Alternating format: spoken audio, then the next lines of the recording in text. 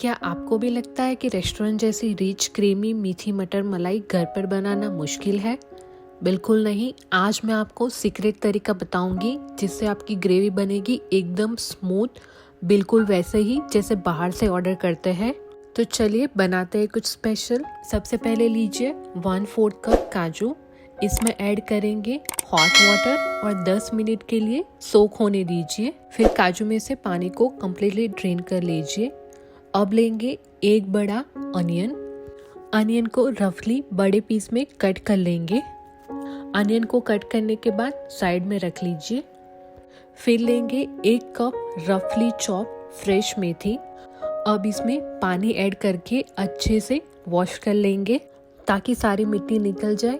फिर मेथी को हाथ से या फिर स्ट्रेनर की हेल्प से पानी से बाहर निकाल देंगे और एक्स्ट्रा पानी प्रॉपरली ड्रेन होना चाहिए ताकि कुकिंग के टाइम ग्रेवी वाटरी ना हो।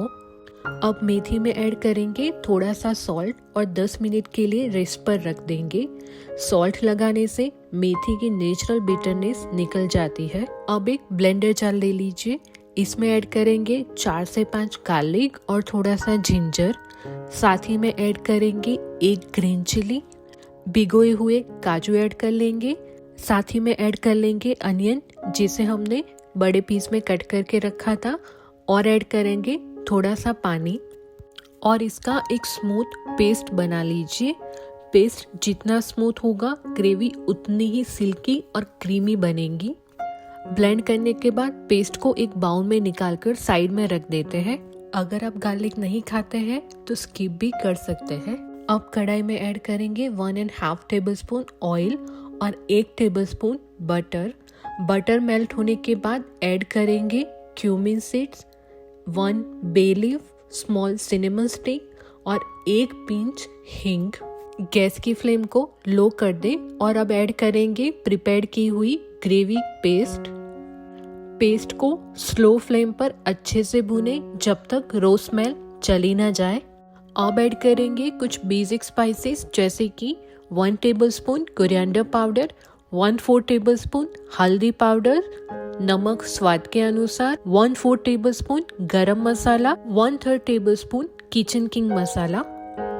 सब कुछ अच्छे से मिक्स कर ले और मसालों को बटर और ऑयल के साथ प्रॉपरली कुक होने दीजिए।